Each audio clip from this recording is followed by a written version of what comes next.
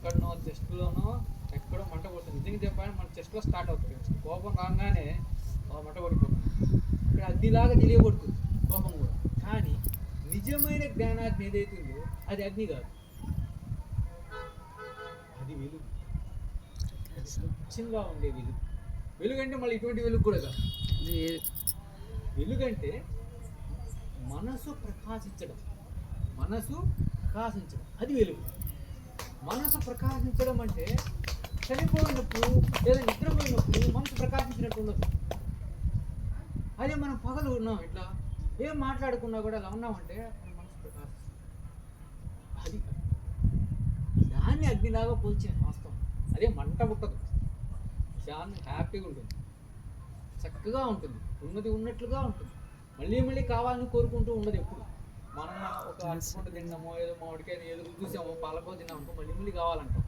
అట్లేం అది అందు మళ్ళీ అనకుండా కూడా దాంట్లో పరిపూర్ణత ఉంటుంది. వీటిల్లో పరిపూర్ణత ఉంటుంది. ఏది తిన్నా కూడా ఇంకా చాలే అనుకుంటాం. అనుకో కొంచెంసేపు అప్పుడు వెగట పుట్టినా ఒకవేళ స్వీట్ ఏదైనా వెగట పుడుతుంది అప్పుడు ఇక వదిలేసిన తర్వాత మళ్ళీ గంటకు లేకపోతే నెక్స్ట్ డేనో అలా తింటే బాగుండు అని అనిపిస్తుంది. అలా ఉండదు అది. మళ్ళీ కావాలని కూడా దానికి ఏమనిపించింది నిండుగా. అక్కడ అగ్నిలాగా మంట కూడా ఉంటుంది. అది ఏంటి అంటే ఉన్నట్లు ఉండడం. ఆ స్థితిని మనం ధ్యానంలో చూసి ఇప్పుడు బయటకు వచ్చాం.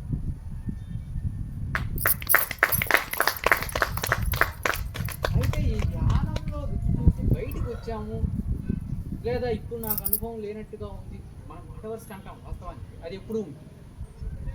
ఇప్పుడు ఏదో ఒకటి వచ్చి నాకు ఇప్పుడు అలా లేదని అంటున్నది, కానీ వాస్తవానికి అది లేకపోతే ఇది మాట్లాడలేదు. అసలు అది లేకపోతే ఇది మాట్లాడలేదు, కానీ ఇది అంటుంది నాకు రుచిగా లేదు, బాగా లేదు, అది ఇప్పుడు లేదని చెప్పి.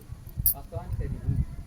ఎప్పుడు అది ఎల్లప్పుడూ ఉంటూ ఇది మాట్లాడకుండా లేదని ఎప్పుడు అనగలుగుతుంది? ఇది ఆబ్సెంట్ అయినప్పుడు.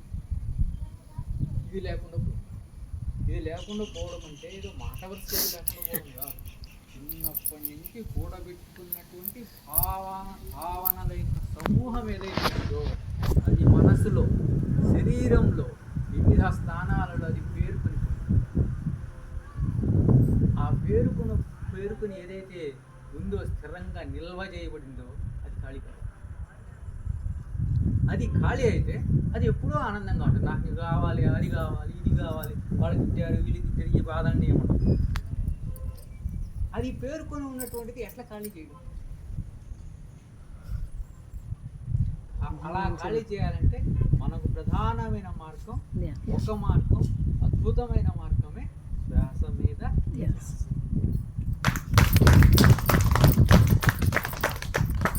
అయితే వాస్తవానికి సైంటిఫిక్గా దీని వెనుక ఏం జరుగుతుంది మనం తెలియకపోయినా, మనకేం తెలియకపోయినా మనం శ్వాస మీద ధ్యాస పెట్టామంటే అదే జరుగుతుంది. ఏమీ తెలియకపోయినా మనం శ్వాస మీద ధ్యాస పెట్టామంటే అదే జరుగుతుంది. కానీ దీని వెనుక ఉన్నటువంటి సైన్స్ ఏంటి, ఎలా జరుగుతుంది?